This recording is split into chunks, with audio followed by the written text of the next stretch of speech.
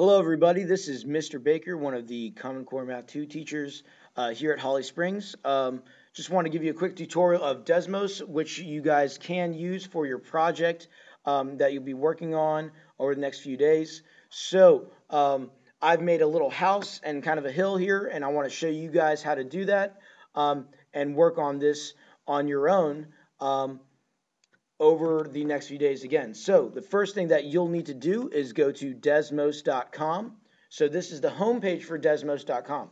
Most of your teachers, and I have told my students as well, that you will need to create an account if you use this so that we can verify which equations that you've used and so that you will be able to save your work. So you can start by going to Launch Calculator here. That's what we'll do just to do a quick demo. And it'll pull up a coordinate grid that you'll see right away. Over on the left side is where you'll type your equations. You will notice that there was that keyboard that popped up down here at the bottom when we first clicked on it. This is where you can either click buttons or type in your functions that you'll use. Notice here there's a quadratic. There's your greater than and less than for making your domain and range restrictions, your x and y values. This is if you want to do another power function. Here's square root. If you click the more button, you'll see it pulls up even more. Here's absolute value, a cube root function, curly brackets for more domain range restrictions, and so on. Also, functions will pull up some more complicated ones that you won't really have to do. I wouldn't use any of these trig ones, but if you go to calculator, there's exponential, and other miscellaneous functions. Most of these you will not have to worry about it. They're a little bit more complicated, but they're there if you would like to get crazy with it. So I'm going to go ahead and start making this house. I'll start off with the right side of the house. We'll type in x equals 2. You can see there's a vertical line because it's an x equals equation. We can restrict now the range by doing 0 is less than y, which is less than 4. Notice now I've restricted the values from 0 to 4 to make the right side of my house. You can just click on the 2 here, the 2 spot, to form a new equation. Now I'll make the left side. We'll make it -2. Restrict the range in a similar fashion.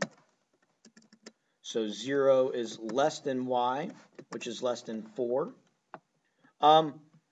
I can make a roof by, well, probably using some kind of absolute value, right? So I go down to my functions. We'll say the absolute value of x. We'll make that negative to flip it upside down and move it up about 6 right here. So now you can see I have the start of some kind of roof. Let's restrict the domain to the sides of the house. So from -2, which is less than x, to less than 2. So now I have the top of my house. This house looks kind of tacky, so you don't want a green roof, a blue side, and a red side. So we can change and edit the colors of each of my lines by clicking on Edit List here.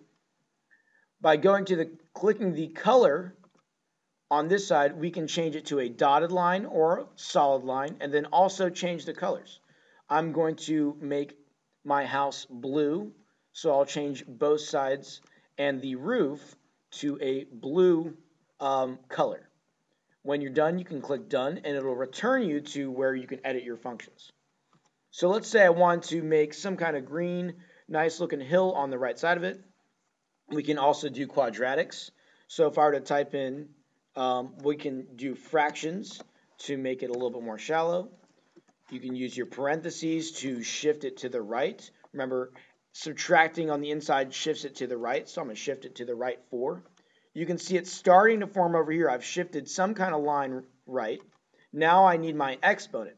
You can click the squared part here to make it a quadratic.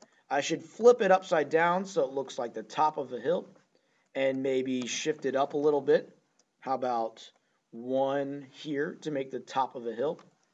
And then finally restrict my domain so that it is above ground. So we'll put 0 at the minimum. Or we can start at -2 for the x's and keep it between -2 and or +2 and 6, which is where these x-intercepts are. So now I have a little miniature hill on the right side of my house. Change the color again by going to Edit List. We'll make it a nice green hill. And there you go. So this is a super, super basic picture and idea of what things you can do with Desmos. If you have any questions, you can again ask your teacher or ask me, and we'd be more than happy to help you guys out. So again, I hope this helps. Take a look, start playing around with it now, and we'll be able to help you out going into the next few weeks. Good luck.